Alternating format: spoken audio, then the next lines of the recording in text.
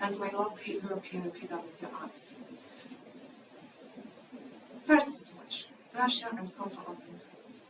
In Russia, the government has introduced legislation allowing websites to be blocked without the court decision, raising concerns about censorship and restriction on freedom of speech.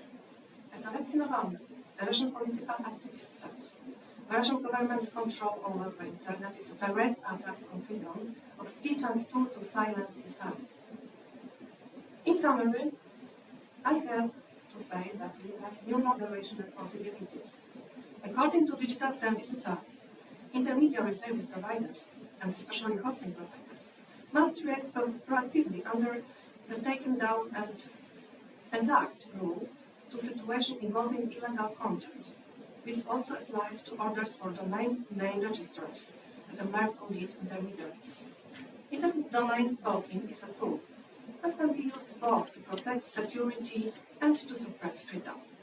It is crucial to strike a balance between the two to ensure the safety of internet users while protecting their rights to freedom of expression and access to information. Transparency, judicial review, and mechanisms to protect against abuse are needed to ensure that domain blocking is applied in proportionate and democratic manner. As David Key, former United Nations Special Rapporteur of Freedom of Expression, points out, finding a balance between security and freedom online is critical to maintaining a free and open internet. And I have to say that last year, our Polish registry of internet domains blocked 3,800 domains. 3,400 domains were blocked because of phishing. Thank you very much. We are thanking Professor Katarina Holubin-Kayatkovich for her insightful presentation. But Professor, there will be a question and answer session. That's why. Now, I invite all the attendees to ask questions for your presentation. That's why you can keep your position here, have a chair. Okay, now please feel free to raise your hands for any question to the first presenter or your additional comments. Okay. Aybük Hocam.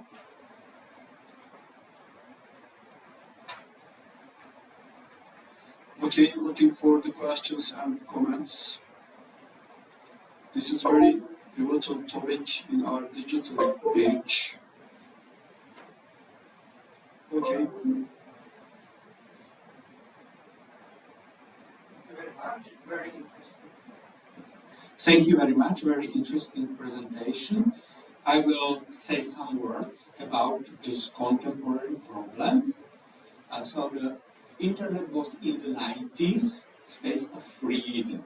Now it's a space of monopolization, and especially from this cyber monopolization. So I would like to open one interesting problem. We have this problem also in Slovakia, and that's the might of these cyber monopolies to direct the public discussion. And so we have many examples that the public functions of the state are privatized in many ways. How could we react? Do you think that the DCA will be some useful tool? Will be there a risk of overblocking or not? That's the one question. And second one, from the Artificial Intelligence Act, all the sector of defense and national security was excluded. Is it a threat to use these deep fakes and similar ways to influence political discussion? Thank you. Hello. First question. This is normal situation, but if the internet is changing. Now we have cyberspace, which is communalized. course, and by big tech. It is big tech, great organizations which have money and advertising and monetization of data.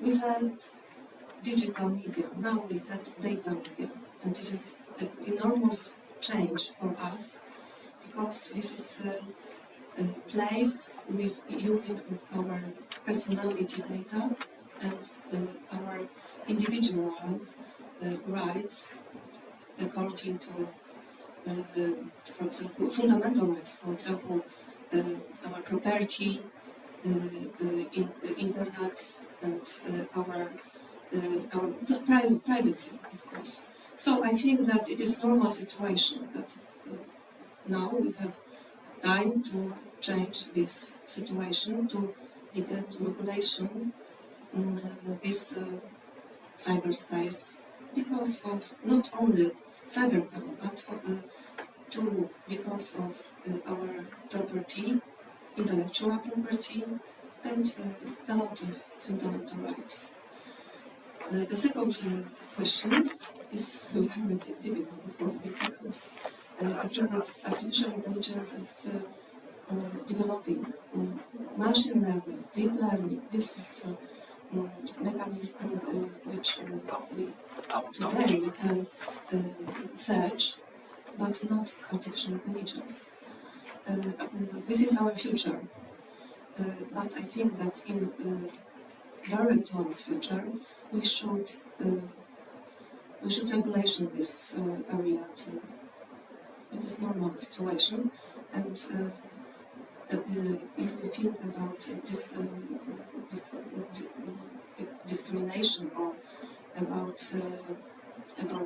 disinformation, using artificial intelligence is a first step in our new situation, in our new day of functioning in the internet. I think that this is the big beginning of everything which we will see very soon. Thank you. I can say a few things maybe.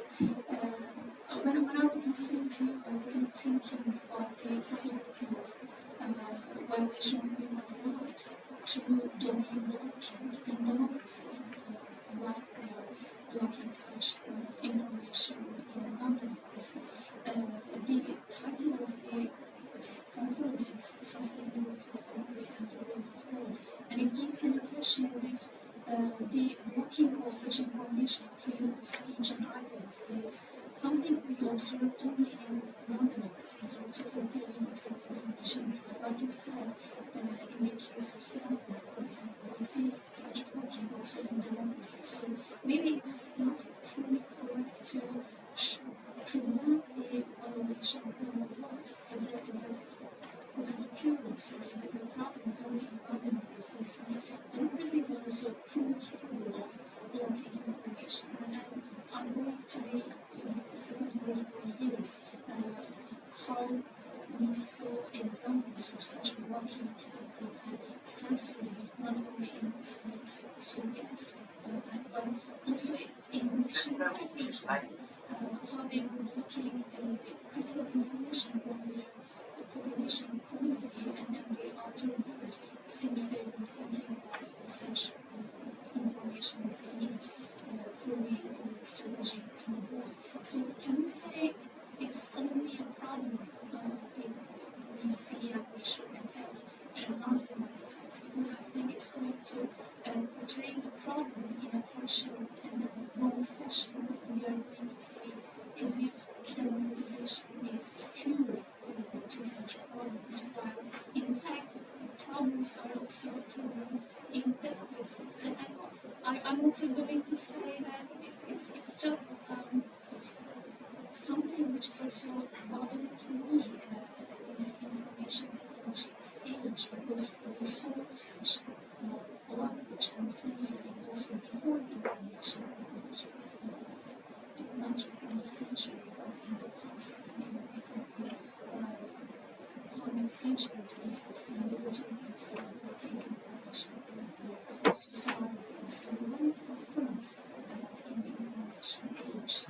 should we focus and spend all our efforts for the internet technologies? Is it also that intention of portraying the problem?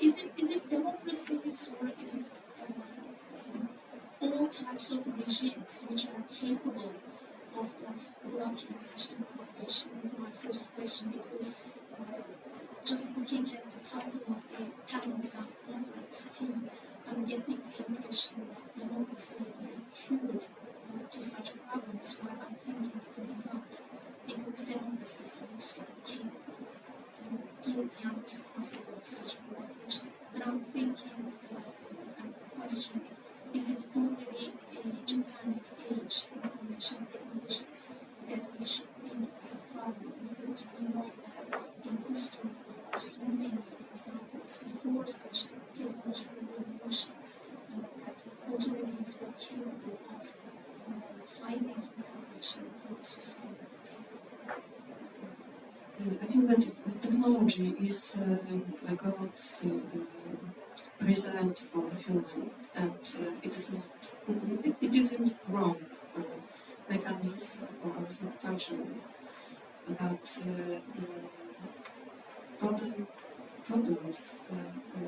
problems are with people, with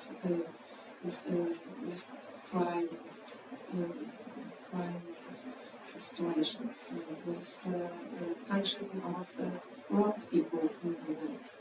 And I think that democracy system in the internet, because sometimes I thought that democracy couldn't be winner in this battle, because democracy has problems with fundamental rights. It is normal situation. But we have to regulate this environment. This is time to begin to do something. I think that because I am a director of Polish Registry of Internet Domain, I think that for me, especially for me, the most important is security. But there will be always a problem between proportionality of security and human rights and freedom of expression, for example. The freedom of expression is one of problem, and we have fundamental rights, but these rights are rights for all people in the world, and not only for democracy countries. I think so. We are thanking again to Professor for her valuable contributions and presentations. Now I would like to invite second presenter, Professor Mohamed Abubakar, to begin his presentation titled Artificial Intelligence and Human Rights, Navigating the Ethical and Legal Challenges of Algorithmic Systems. Yes, Professor.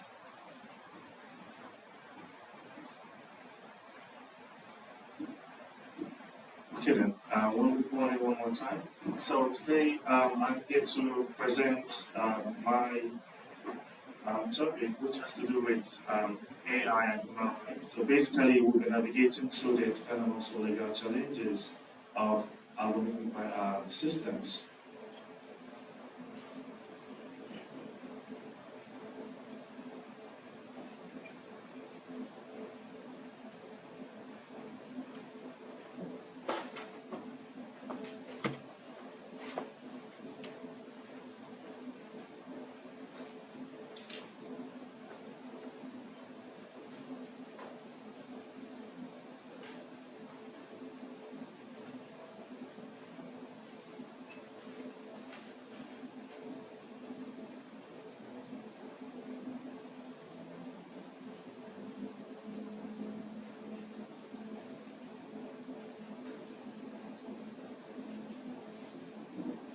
Right, and so sorry about that. So first of all, actually, I prepared this short presentation actually because of the fact that As we know, AI has become an everlasting part of our lives, and we mostly use artificial intelligence in almost our daily activities. I mean, starting from our homes, to our workplaces, and at the same time also to other activities. So first of all, what is this AI and algorithm that we use?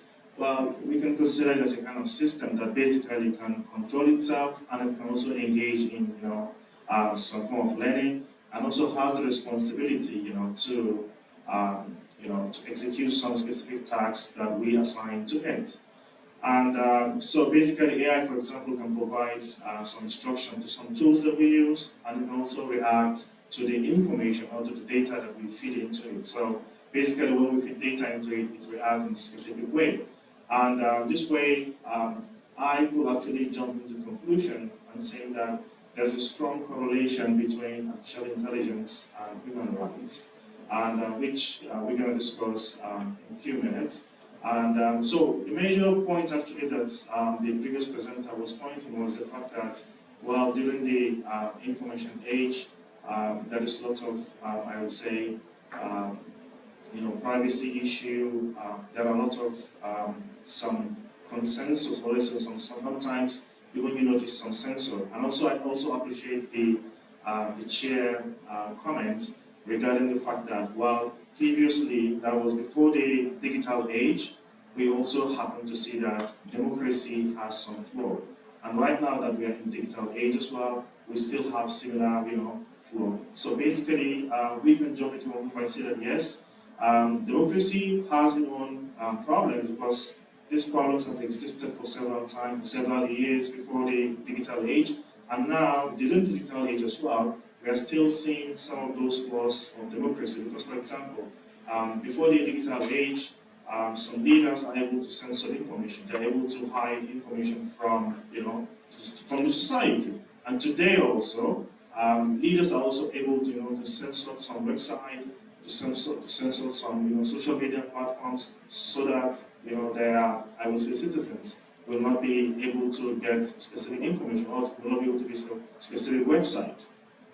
But nevertheless, I still believe that there are small, there's a thin line that information system, or let's say the digital age, has brought to us. And the reason is this: despite the fact that leaders, or let's say kings or whatsoever, are able to censor information, we can still find, some way to bypass those censors. However, without the digital age, many people are unaware of what is even going on in their home country. So I believe this is a small thin line. In the digital age, we are able to have access to more information, but in the traditional age, that was in the medieval age at the time, we were unable to have access to that. So first of all, the first, I would say, the setback that AI has on human rights is a violation of privacy, and basically one of them would be considered like the mass surveillance. And we have this professor who was called Zukov, actually, from Harvard University. She had a book about the surveillance capitalism. And it's an award-winning textbook, or let's say book in general. And in that book, actually, she highlighted the fact that the entire world are being under mass surveillance by government around the world. Basically, by large corporations such as Facebook, Twitter, they all monitor all our activities. They know what we do, they know what we buy, they know where we are, they even know what we eat. And I'm very sure that most of you guys must have seen that sometimes when you search small things on Google or on other platforms, you tend to start seeing advertisements related to that. But sometimes you may even, for example, be having, I would say, a discussion with your friend or your associate, and suddenly you start seeing advertisement related to that discussion that you had. So basically, I can actually say that artificial intelligence and algorithm actually has resulted to mass surveillance, and this is very evident when we look at the Chinese government. For example, in China we have the Uyghur Turks, and the Uyghur Turks in China has been under mass surveillance by the Chinese government, and the Chinese government is trying to control it. So the Chinese government often, for example, surveil them and ensure that they track all their activities, which, for example, I would say violates the human rights according to the United Nations. On the other hand, also we have like the data breaches as well. This is also another issue that governments around the world, especially again in the context of China, and also in addition to that, on Facebook, they are also collecting information about people, what they are doing. And in moving forward, another dimension that has to do with human rights is discrimination and bias. So despite the fact that we all agree that AI is something that has actually advanced, or let's say progressed in mankind, it also comes with some other issues such as like algorithmic bias, which tend to, for example, create a form of discrimination. And one reason is this is because most of the data set that we mostly use to, I would say, to train our artificial intelligence system are mostly biased data. Because we live in a society, despite the fact that there is democracy, but we live in a society that some people are somehow, I would say, marginalized. So, and the data that we are actually using to train this AI system, we are using a biased data. So as a result of that, the biased data, for example, will make recommendations that are totally biased. On the other hand, also we have, for example, the inequitable access. For example, there are certain groups who do not have access to AI technologies based on their, socio-economical factors, and this is actually enhancing, or let's say, increasing the inequality gap. Now, as an example regarding algorithmic bias, we would remember that some years back, Amazon actually had the ability to come up with an AI system whereby they use the AI system to determine who will get promotion in the workplace. And as a result of this, after they inaugurated the AI system, they were using it to determine, hiring processes. They were also using it to determine promotions. They were actually using it to determine who is good at what job, and so on and so forth. But unfortunately, at the end of the day, it was revealed that the AI system actually was totally biased, and the women were not being given equal right or equal opportunity to be promoted as men, despite having the same, I would say, educational qualities, or let's say, experience, or even capabilities. So we can look at it as a kind of, I would say, a biased system, which basically it violates human rights, because every citizen in a specific country should have equal rights, in their workplaces, right? And on the other hand, also in the United States, they were using an AI system which is called the Thread Code. It was used by the American police, and basically it's also biased because it was being trained or developed using the biased data. And as a result of that, what actually happened was that they found out that the system often, for example, suggested that the Hispanic American citizens are more likely, to commit crime. At the same time, also the African American citizens are also more likely to commit crime. So for this reason, at the end of the day, the system often, for example, pinpoints people of color in the United States, which somehow, even if they are not, if they do not have the tendency of committing crime, the AI system, assume that they are more likely to commit such crime. So as you can see, all of these are biased systems that actually, violate, the basic human rights that we have.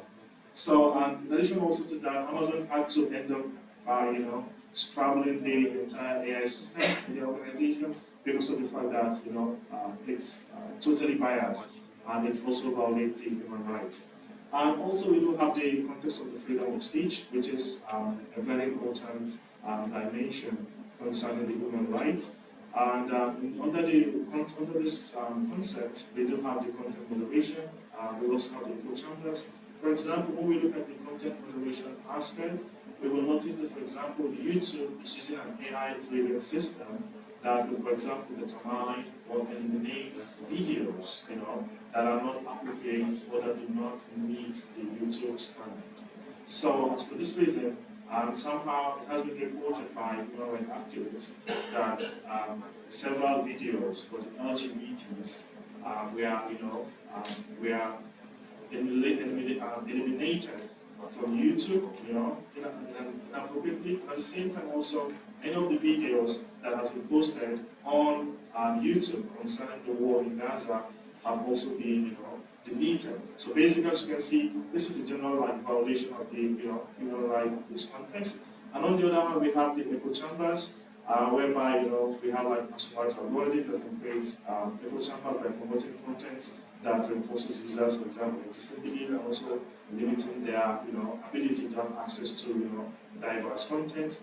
And here we will notice that also many of the Western world, they mostly, like I would say, have access to specific content. So most of the time, their government are somehow censoring some important issues. Or for example, in the context of the war in Gaza, many of the Westerners were not able to see some videos or let's say some news which are actually the reality that is happening in Gaza.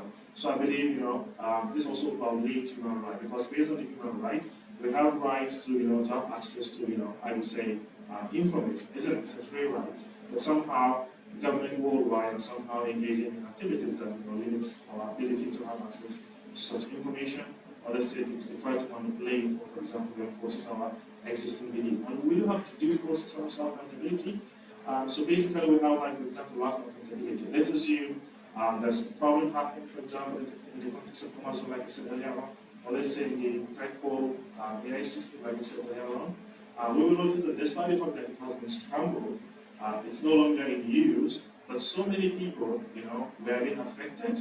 So many people, for example, were being arrested, I would say,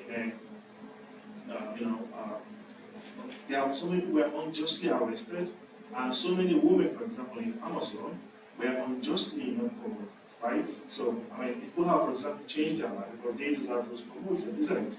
So as you can see, but at the end of the day, what do we have? There is no, I would say, accountability. Nobody is there to pay for the price of the wrong that has been done to those people, right? And on the next thing, we do have the employment and also economic rights. So with the evolution of AI also, we have seen, for example, some level of job displacement. For example, the automation of jobs through AI can lead to significant job losses. Why? Because people might be fired, unjustly, and sometimes people who are, for example, qualified may not even be hired. Now, we do have the automated interview systems, and through these automated interview systems, we have seen that, for example, in the context of the United Kingdom, they have been using it for some time. Many companies there are using the automated interview system. But unfortunately, there are people in the United States, because we know the United Kingdom is a kind of, I would say, diverse community. We have people from various parts of the world who are also British citizens, and some of them do not, for example, speak using the British accent. So, because of the fact that AI is being used to interview, and if we have, for example, let's say a candidate who's unable to use the British accent to speak, that candidate might not be chosen for the job. So as you can see, this is also, again, another violation that is being caused by AI. And also precarious work as well. Precarious work, as we know, has to do with the digital, or let's say the deep work. So for example, let's say Uber, Lyft, Airbnb, and others. And most of these platforms, for example, also use AI in making decisions.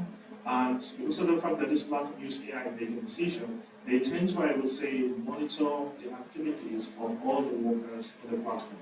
So this creates, for example, a lot of pressure, People feel that, they have been watching me, so I have to do the job, at the right time. I have to do the job very well. So this creates, for example, a highly competitive environment, that makes it quite difficult for individuals, to work, as a human being. It's like somehow, converting, let's say, transforming individuals to become like machine, not to work like machine. But we are humans, we all have feelings. So basically, again, I can say that with this dimension, AI and artificial intelligence is also, for example, violating human rights in this dimension. And also we have the context of autonomy and also consent. For example, we can see that there are a lot of manipulation happening here and there, especially during the election time. Also, we have like coercive technology activities going on here and there, trying to coerce people into having a specific thinking or a specific mindset. For example, in the context of manipulation, we have seen, for example, in the United States, for example, you guys remember during the election time, the American candidate named Ted Cruz. He, for example, paid around, I guess, $3 million or something like that to, I will try to cover it. He paid around $3 million to Cambridge Analytica to, to try to convince or to try to get more vote for him or to change the minds of people. And at the end of the day, the Cambridge Analytica actually was able to ensure that around 2 Republicans got into office, or 2 Republican senators got into office, due to the fact that they were using AI systems to coerce people or to, let's say, to encourage people. So at the end of the day, I'd like to finalize. So I believe there is a strong need for us to come up with strong legal framework and also ethical guidelines to ensure that AI is being used properly. Although in the European Union, we have the European Union AI Act, but there are so many loopholes within the AI Act, and there are many countries around the world also running into the racing to also come up with legal framework. But I still believe the framework that are being prepared or being arranged, they are still underdeveloped. There are so many loopholes that provide large corporations and also the government opportunity to make manipulation the way they want. So thank you very much, and I'm looking forward to relations.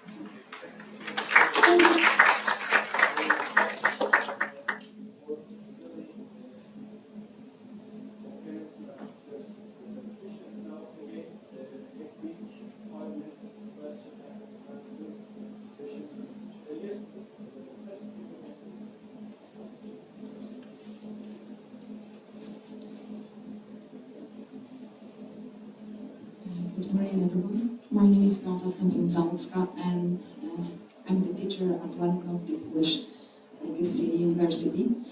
And thank you for a very interesting speech. And I have a few questions. Actually, one that is connected with others. What is the level of application AI in judiciary here in Turkey?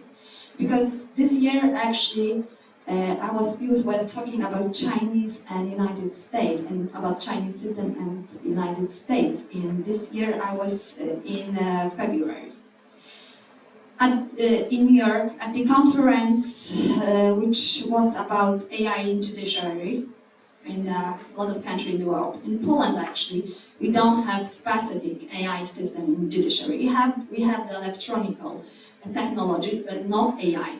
For example, Chinese actually judgment is made only by judiciary, by AI. If the judge doesn't agree with the decision of AI, he needs to write sentence, which is taken to the commission. And if this happens 3 times, actually the judge can lose his job. So actually AI has the main role there. In United States, you were talking about the very discriminative system. Actually, they have in the United States huge problem with the compensative for this situation, and it's a lot of trial like that for the discrimination which had places there. And actually, they have right now the second problem with the application do not pay. It's one of the free lawyers in the internet, free lawyers. When you're writing your case, and AI is sending you actually the result, how you should act, what you should write. But the problem is that when you lose the case, because just like in a court, someone is winning, someone is losing.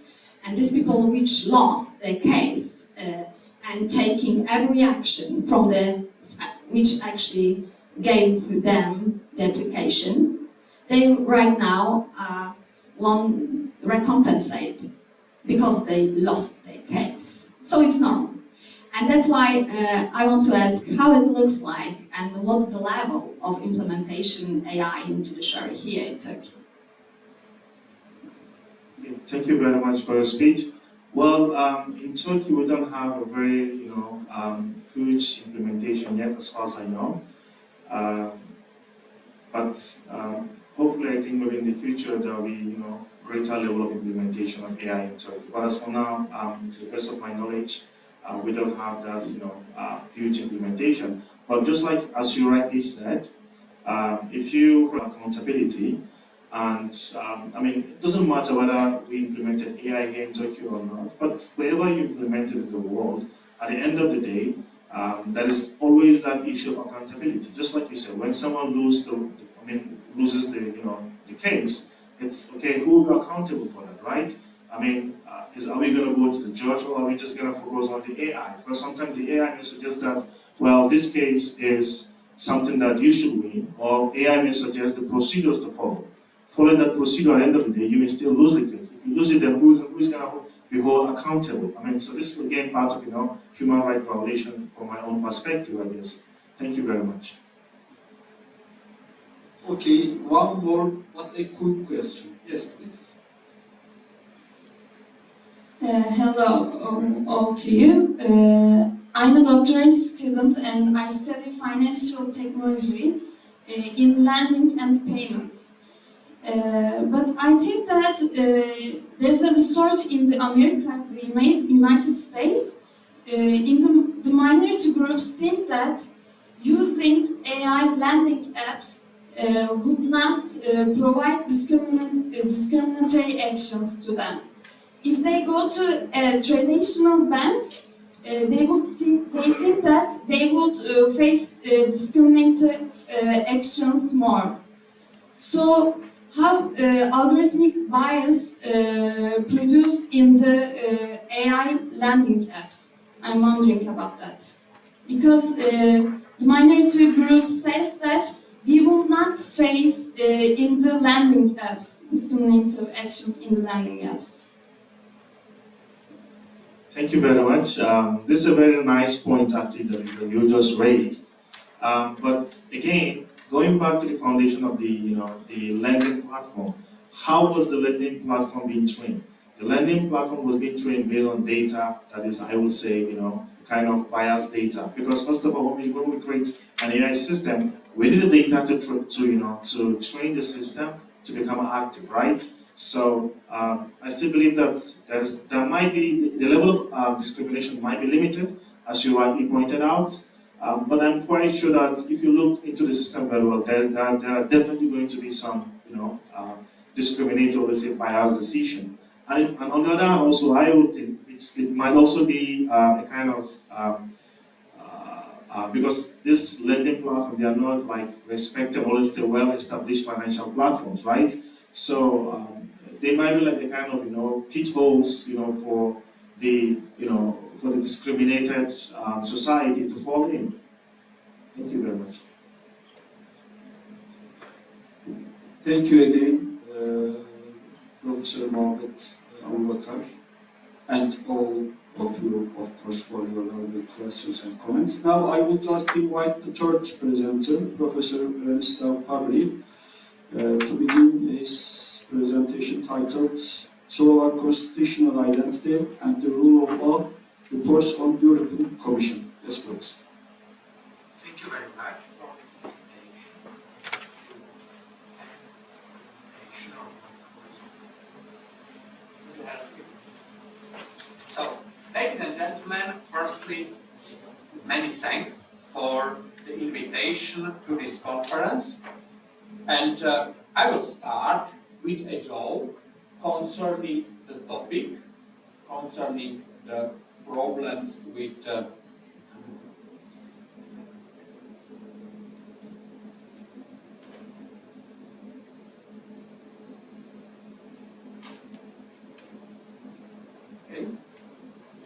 I will start with a joke concerning the topic of Slovak Constitution in the Identity and Commission Rule of Law reports.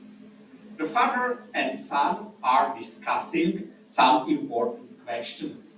And the father says, in my happy days at the university, we have discussed the rule of law problems in the mornings, and in the evenings we have listened to famous music of Johnny Cash, Bob Hope and Stevie Wonder. And the son answers, Daddy, we all are also discussing rule of law problems in Europe, but no Cash, no Hope, no Wonder. That's the contemporary situation in Europe. But the amount of cash and hope is decreasing. Contrary to it, the discussion about rule of law increasing very much. There is an inflation about rule of law discussion in the contemporary Europe. And the first problem with this issue is the lack of definition in the European law. As you, the Polish participant at the conference, would remember, one Polish politician offered horse with a saddle for a person who would find the definition of rule of law in European law, but it's of course very difficult because there is no clear definition of this notion. Of course, quite often mentioned in the different documents, but very difficult to find it concretely.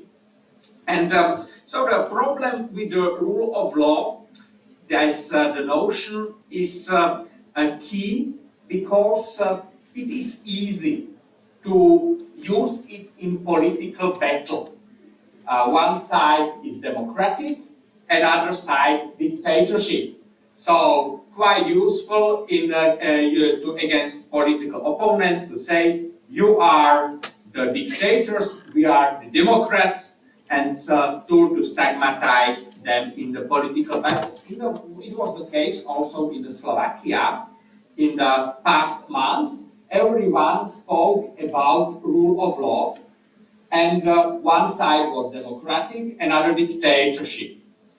But it led to very dangerous consequences. As you remember, the assassination attempt last month against our Prime Minister, because there was idea evil against the good. That's the problem with this rule of law issue. Of course, rule of law will be mentioned in many different EU documents. The famous Article 2, as you know, but of course, preamble of the Charter of Fundamental Rights. Everywhere, rule of law will be mentioned. But not only in these basic documents, also in some other documents, there is a lot of them in European law, even by the decision making, but no one offers the definitive and clear definition of the rule of law. There was one attempt by the Venice Commission in 2011. You see 6 points. They were mentioned by the try to define rule of law: legality, legal certainty, prohibition of arbitrariness, access to justice, respect for human rights, and non-discrimination. This proposal was more or less accepted even by the European Commission and its understanding of rule of law. One important point number 5, was added. It is the separation of powers, seen as key in the European Commission views. But, as you know, European Commission offers some reports about the rule of law situation in concrete countries, and there is always suspicion they are double standards. And the main critic of these double standards is the Hungary. As you know, the minister Judit Varga mentioned that Hungary is respecting rule of law despite of all those rule of law reports, and rule of law will be used by European Commission as a buzzword. So they offered also some concrete examples. For example, the question of retirement for judges over a certain age, as it was done in Hungary, 2012, big problem for European Commission. Contrary, if it was done in Italy, it was no problem. Contrary, Commission welcomed it few years later. That's the huge problem with those double standards. There are many spaces for criticism by those reports, and it's not important what will be mentioned. What important is what will be forgotten in those reports. And you know, expression of freedom. For example, in contemporary Germany, especially by the Palestine question. Remember the Congress for Palestine that was abolished by the German police, or the closing of Frida Center in Berlin few weeks ago, and many other issues, not only concerning Palestine, but the accusation of anti-Semitism will be used arbitrarily. There will be no objectivization of this accusation, and so it would be quite easy to create such critical reports even against, let's say, all members of the European Union, not only against the new ones. Slovakia has also some experience with these double standards, and we can mention some double standards. One standard for the good guys who ruled till 23, and one example for the bad guys who ruled since 23. Both groups of politicians are making mistakes, but one side will be criticized much more than another one, and many of the mistakes or rule of law breaches made by the good guys are often silenced by the European Commission and not mentioned in its reports. I will speak about some of them. No, not enough time to mention all, but of course, strategic communication of Slovak police during the rule of good guys, silencing the critical media, and concrete cases like Milan Lučanský case, Martin Rybár case, and so on and so on. So, some concrete examples: strategic communication of Slovak police during the rule of good guys.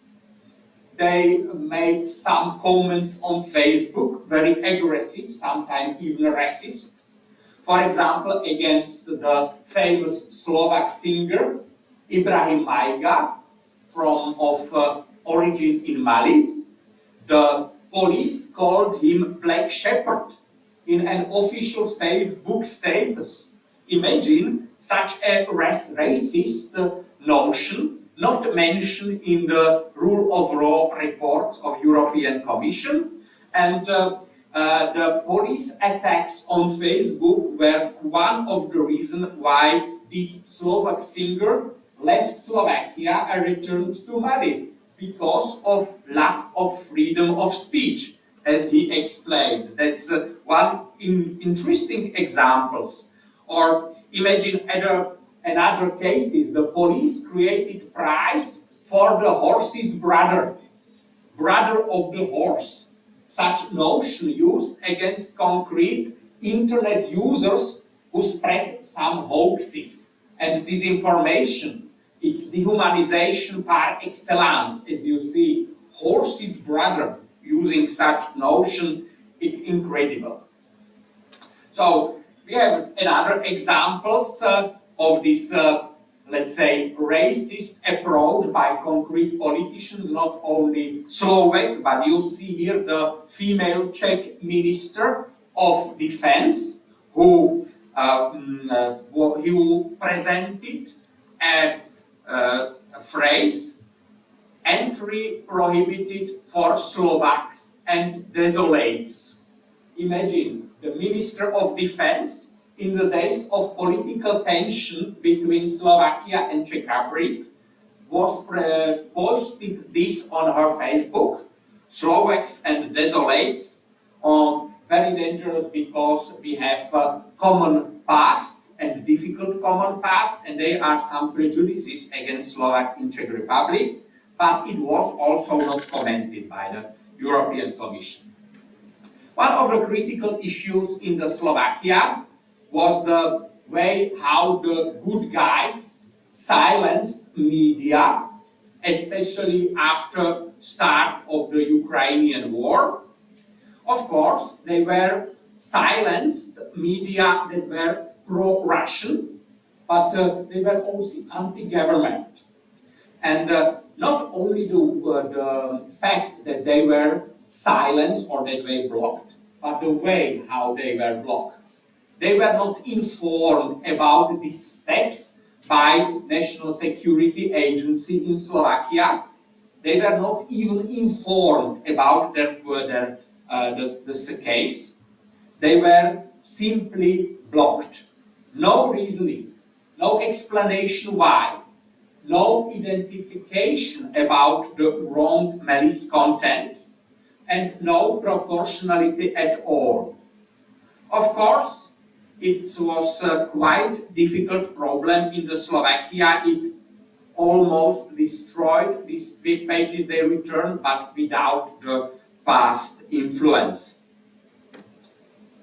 The other issue, as you see, is the situation by the Specialized Prosecutor's Office in Slovakia, also institution very much supported by the European Commission. You see the image on the right side. On that image there is the Specialized Anti-Corruption Prosecutor, and the person around him are members of the opposition. In those days they were the politician of the opposition, now the ruling party. What's the problem? This picture, it is not a media presentation, it was picture for the prosecutor, for this specialized prosecutor, given by by the member of the prosecutor's office. It was a present for him. And so imagine the independence of this office. If the opposition will be described as a hydra, and the prosecutor will be posed as Frodo from Lord of the Rings, that's a huge problem. The prosecutor's office, quite similar to the office that existed in Bulgaria till 2022. But it was a result of the development in Slovakia. We had a lot of problems with organized crime and with corruption in the 90s and at the start of the century. Then it was created as the institution that got a monopoly by some topics, especially corruption, organized crime, extremism, terrorism, and so on. And this institution was later more and more politicized, especially in 2020 as good guys came to power. And so they changed the law, created so-called Lex Lipschitz, that allowed the former politician became the head of the office. In the past, it was institution only for specialists. Since 2020, for also politicians. And this politician was even sentenced and under probation till 22, but no problem if he was elected, no problem for European Commission, not mentioned in those rule of law reports. Of course, the European Commission mentioned also division of powers, but this prosecutor's office, it was placed in the same building as the specialized criminal courts. They were a small group of judges and prosecutors in the same building. The people with the same past from the anti-corruption NGOs, but no problem for the European Commission. On contrary, they were very supportive to it.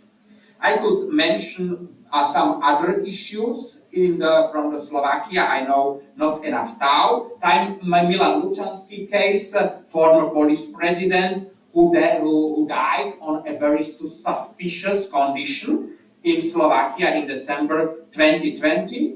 But he died in detention. He was transferred from Bratislava, capital of Slovakia on Austrian border, to smaller city in eastern Slovakia on Ukrainian border. Quite similar to the case as if someone would be transported for detention from Ankara or Istanbul to Dokubayazit, or small city somewhere in the east. But it influenced also his case, because this desired advocate was not prepared to take over here his case, as it was caused by terrible communication, and she was not able to travel from the capital to small city in the east. So many of immense breach of rule of law principles. The name of Milan Lučanský was no one mentioned in the European Commission rule of law reports, not once. For example, in the rule of law reports from 21, he was mentioned no once. Contrary to Jan Kuciak, it was also the tragical event, death of the journalist, but he has died 2018. But in the report from 21, he was mentioned 3 times. Contrary to this case of the former police president, mentioned no one in that document. There are some other very important cases. For example, the last case I will mention, case Burka, or the storm, as some judges were sent to detention. Some of them spent also 1 year in that detention because of suspicion of corruption. And the European Commission welcomed it in its report from 20. But if you compared it to the later reports, later there was no proof of guilt. They were not sentenced, but the Commission didn't mention the fact that many of them spent a lot of time in detention without the sentence, without the guilt. So that was one of the key problems. I have not enough time to mention all other cases, but I will comment on some risk about those reports. There is a huge risk that the EU Commission will become part of the internal political struggle in the concrete countries, because they are always suspicion of double standards, and some of them are very serious. And so it means, at least in Slovakia, decrease of support for the European Union. Because if a European Commission takes part for one side, or there is at least suspicion they took part for one side in the one front in the called civil war in Slovakia, it will lead to the decrease of support. And of course, the European Commission is not always perfect by the problems of corruption and rule of law. So at the end, I would advise the Commission to attract more by example and not by their lectures. Thank you very much for your attention. We thank Professor Branislav Havri for his thought-provoking presentation. Now, again, question and answer session, including your comments. Any question? Okay. Now, I would like to invite our last presenter, Professor Paweł Golubianski, for his presentation titled Human Rights in the Context of Extradition Obstacles. Yes, Professor.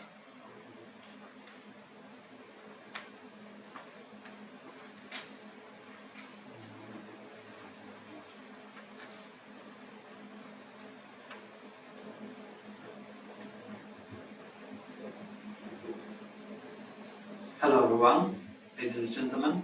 Thank you very much for giving me the floor. Thank you very much to the organizer for the invitation. This is the first time that law firm Kopeć and Zaborowski, which I represent, has the opportunity to appear and contribute. I hope this is a platform for next collaboration. Today I hope to raise attention to human rights, fundamental elements which, according to our practice, still need to be highlighted. That there are many things we can do together to respect them properly. Today I would like to show you few examples connected with extradition in European arrest warrant. These are very specific forms of international cooperation, and this element includes depriving person of liberty. Of course, this is in the event of her or his detention which starts the procedure. A procedure aimed at extradition a person staying in one country to the requesting country. Already, in this element, we should pay attention to the basic problems that will arise in connection with international cooperation. For scientific consideration, let's go beyond the area of the European Union, which seems quite unified in terms of cooperation under the European arrest warrant. We are talking about international cooperation between sometimes extremely different jurisdictions, extremely different countries, extremely politically, culturally, but above all, legally different. Can we therefore say that human rights will be perceived similarly in every legal jurisdiction? After all, human rights are timeless and over the borders. What is the standards for, let's say, for example, highly developed countries may turn out not to be so obvious in other jurisdictions. Basic provision on extradition and human rights. Charter on Fundamental Rights of the European Union. Article 19. No one may be removed from the territory of the state, expelled or extradited to a state when there is a serious risk of being subject to the death penalty, torture, or other inhuman or degrading treatment or punishment. Therefore, an extradition request should include, in addition to the issue related to the criminal case, diplomatic assurances. These are the declarations of the requesting state that if the request is issued, the authorities of that state will respect the rights and freedom of the wanted person. So, I will give you an example of these diplomatic assurances. In particular, this applies to the guarantee that extradition is not intended to be prosecuted for political reasons based on race, religion, nationality, political views. The person being prosecuted will be provided with a fair trial. And what is really important, the authorities of the country, of the nationality of the person being prosecuted, will be able to control compliance with the presented guarantee. Okay, so this is the theory, which seems to prioritize human rights. But what is the practice? We must start from the very beginning. You must know that as a general rule, an extradition request doesn't include the copy of the evidence, which means that the authority from the requested country, when the person is detained, must believe without seeing an evidence. Original files are not included into the report in the request. Here we already have important elements where different legal jurisdictions will be obliged to verify the respect of human rights, especially the requested country relies on the principle of trust in the documents said by requesting country. So the extradition will start the procedure. First and very important step, the Red Notice Interpol. This is the international search which begins the whole procedure. Red Notice and diffusion are the instruments supporting the search for wanted person. We are talking that authorized police officer or border guards of the member states may detain a wanted person just because he or she is listed in this Red Notice list. Both instruments, I mean detain person and then temporary arrest are not strictly mandatory. Each state has the right to decide whether it will respect the will of the requesting state and temporarily arrest the person, but the wanted person will be definitely detained at the beginning of the procedure. But let's back to the procedure. Red notice Interpol is in fact short printed from the system called A24/7 document. It's it's limited to the short 1 page or maximum 2 page description. Doesn't contain information about evidences, doesn't contain full information about the case. Still, we are talking about small, short declaration that someone is wanted for another state. We'll look at the procedure in Poland, which is similar to many European countries. When a person is detained, before submitting an application for temporary arrest, the court may use the temporary arrest of the person for 7 days. During this time, the state is waiting for official request for temporary arrest. But let's look at this procedure from the perspective side. The state will deprive someone liberty for 7 days without evidence, without case materials, without any official information, and even without official request for temporary arrest. According to the rules, someone who is detained can go to the jail, can be temporarily arrested for 7 days. No evidences, no full information about the case, just short description in special system A24/7. Why I'm talking about this? Because countries like China, Iran, North Korea, as you can see, these are the members of the Interpol. Interpol is almost 196 countries. So does it mean that if they send official Interpol request for red notice, and if they use this special sentence to temporarily arrest someone for 7 days, this means that someone can be temporarily arrested? Yes. Unfortunately, yes, this is not just a theory. It should be reminded that these countries are very high at the Amnesty International ranking of human rights violation. Most important in this case, I'm thinking about fair trial and use of torture. Let's assume, because we have such a cases, that someone won't be temporarily arrested and someone will be free and wait for the end of this procedure. Wait for the final court procedure. According to the rules, according to Article 6 of the European Human Rights, everyone has the right to a fair and public hearing without a reasonable period of time. But look at the page. According to the information from Ministry of Justice, today, of course, Polish Ministry of Justice, today extradition proceedings are anachronic due to their lengthy nature. Average, something about 300 days. So, we have a choice. Temporary arrest or freedom. But when we have a freedom, other action according to the law can be taken against the person, like ban for leaving country, confiscation of the passport, police supervision. So the question is how to live. Are we still talking about strict procedure? Are we talking about human rights? Because freedom is of course better, but the question is without answer.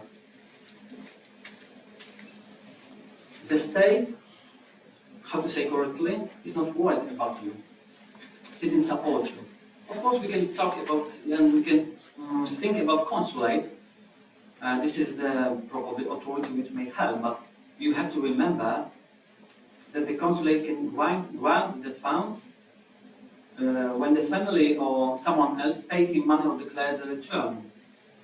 Exceptionally, the consulate may lend money to buy a return ticket, but you have to remember that this is the return ticket of the country that requesting extradition, and most often the case, the person is not interested in returning. So, How is the person supposed to support himself? Rent a flat, use a medical care, and get a legal assistance, especially when the travel document will be taken? I don't know. Can we therefore say that human rights in this procedure are properly protected? Difficult to say, but we must answer these questions. So, okay, let's talk about final court decision, because the whole procedure, as you can see, is very long. But we are waiting for final court decision, a decision that decides if someone could be extradited to the country, to the requesting state. The final court decision, or go of course, this is two-instant court decision, always goes, let's say this way, to our Ministry of Justice. Firstly, we have legal decision, and secondly, the last, this is the political decision, and our Ministry of Justice decide if someone could be extradited or not. But you know, the most important thing and the most surprising thing concerns mutual recognition of judgments. You know, I would like to say that human rights in this procedure are just a theory. We discussed the Convention of 19 June 1990, implementing the Schengen Agreement on the gradual abolition of control at common borders. In the legal orders of the European Union, the principle, Latin principle, ne bis in idem, no twice in the same case. A person whose trial has resulted in a final judgment in the territory of the contracting party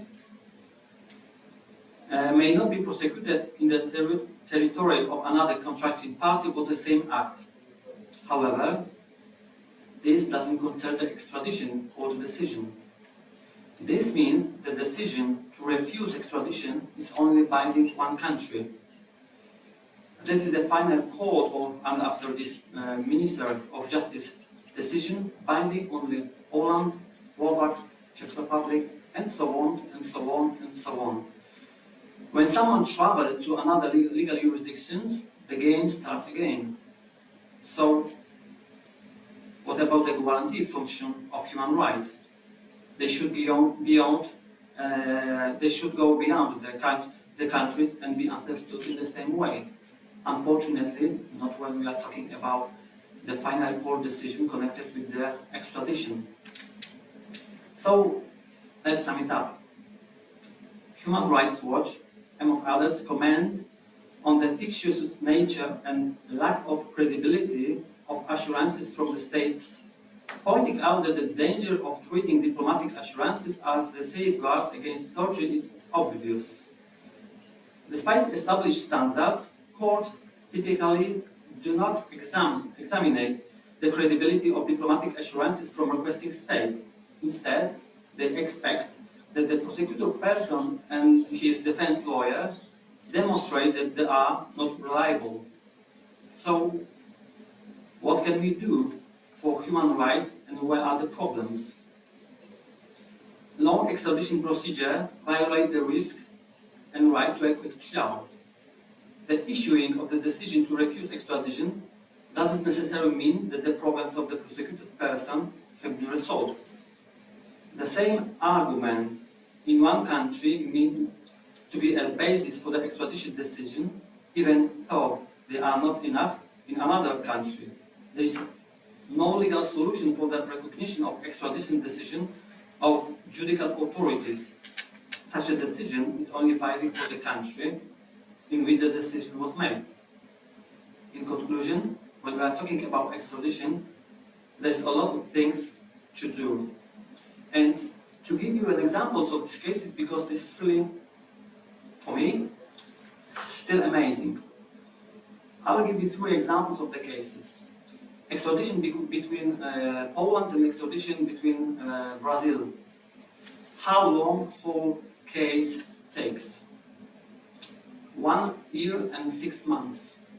After this, prosecutor decided to finish the case, but not because of the final decision, because the Brazil, they didn't send official request. Another case about medical care.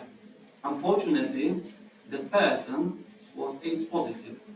As long as she was temporarily arrested, she has a medical care. But when other actions were taken against her, banned to leave the country, of course, she went free. But nothing about medical care. She was obliged to support herself. And the last, extradition to China. As I told you, China are very high in the ranking of Amnesty International for human rights violation.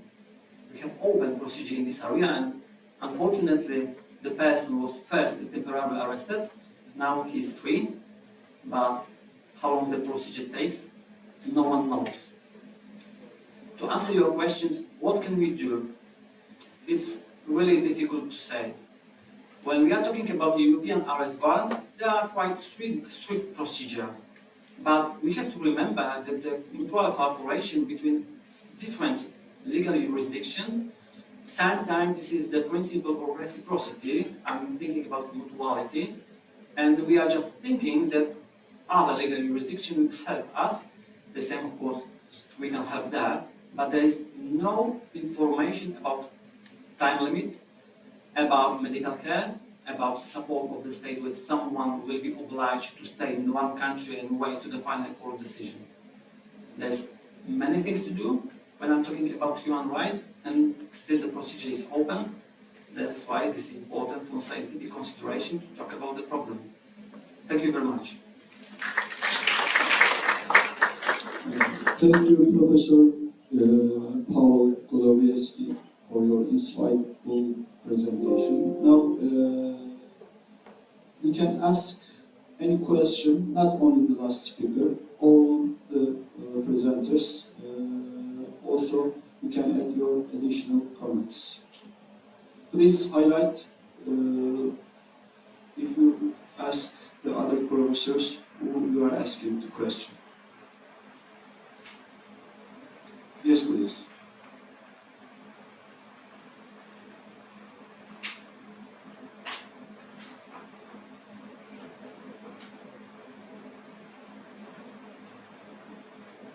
Good afternoon, morning, ladies and gentlemen. Thank you very much for your very interesting speech.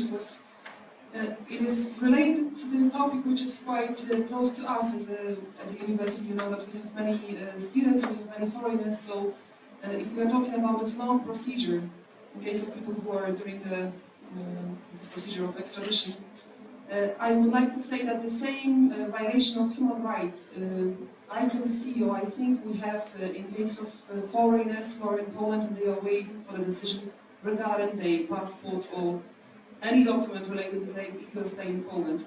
What is, I think, very important that our government, or let's say officials, they do not understand that foreigners who are in some other country, they are waiting for the documents, they are waiting for temporary resident card, they can't travel abroad. Sometimes they have to wait 1-2 years for a decision, and during this period of time, many things happen. They have weddings, they have funerals, they want to go just visit the family, and no one actually considers this case as a human rights violation, where they are prisoners in the country where they study or work, and they would like to simply travel abroad and they can't because they are waiting for the temporary resident card for, let's say, 2 years. Sometimes in the meantime they will complete their studies and still they don't get this document. So I think that it is really important to discuss about that officials and the people who take care about these cases, they should consider that this very long procedure sometimes makes their life in other country very difficult, and they are treated as, I don't know, someone who is not, no one thinks about their laws and their rights in this country. So in case of person, people who are doing the extradition procedure, I think that it is quite different. We don't think about them as they should have this human rights because they are, let's say, they have some legal problems. But I believe that it is very important to discuss in Poland and in other European countries that there should be strict deadlines of how we should take care about these procedures, because it really makes foreigners' life in other countries very difficult. And thank you very much one more time for this very interesting speech of this for us quite also important. Thank you. Okay, thank you for your comments. Any question or additional comments? Yes, please, Professor.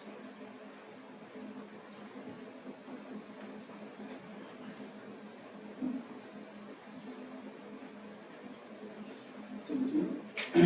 First of all, thanks to all the organizing committee and participants, important subject. Let me introduce myself. Adnan Khalkan. I'm at University University. I have two questions. First of all, humans in the past suffered greatly human rights, regarding human rights and democracy. Today we talk artificial intelligence and digital age. But do you think we go back to human rights and democracy? And what we can do as a individual and why? The second is question, in the future, nation states, against nation states, in the future, global regional state, depending on the artificial intelligence, managing humans. Thank you. Professor Abubakar, it's for you. Thank you very much. Well, I didn't get the second question very well, but for the first question, I think I got it correctly. Regarding that, well, like I said earlier on in my presentation, you will notice that many, blocs and many countries around the world are now trying to come up with a kind of, I would say, a framework that will, serve as a way to, as a mechanism to, to help, deter the, negative consequences of the usage of AI with regard to, its relationship with human rights. So, for example, we have the European AI Act, like I said earlier on. It's now in place. It was, I think it was put in place on the 21st of March or something. I think it was in March this year. The framework was being created in 2021, and the Commission actually approved it in 2024. That was in March, that was 3 months ago. So, but nevertheless, there have been several criticisms coming from many lawyers and many human rights activists. They are all claiming that, well, yes, the law, obviously the framework is good. It will provide, some minimization regarding the negative effects that AI usage or AI implementation may have on human rights, on human beings in general. But still, there are still some, loopholes that will still, affect people. So it's still quite new actually, it's still quite new in our lives. So I believe what I can only say is that government and regional blocs such as the EU and national government, they need to come up with, strong, let's say, well-drafted, legal frameworks to help overcome the negative consequences, the negative effects of artificial intelligence on our lives, starting from our workplaces, our home, and our social life as well. So this is all I can say. Thank you very much. Thank you, Professor, for your reply. Any question? Now the presenters will ask a question. Of course, I'm kidding. Okay, respected rector, ladies and gentlemen, that concludes our session in the morning. I would like to thank again esteemed speakers for their outstanding presentations and all of you for your active participation and questions. Thank you again for being a part of this important dialogue. Enjoy the rest of your day. See you.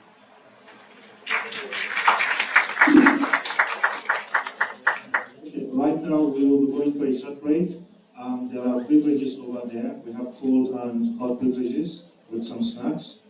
So you can go there to have some to refreshen up. And after that, we're going to have 2 more sessions. One of the sessions is going to be at the meeting room in the Rectorate building, which is like adjacent this way on the right-hand side. And for the other session, we're going to have it in our library. So we will have some of our assistants, to guide you through the university towards the library. Thank you very much.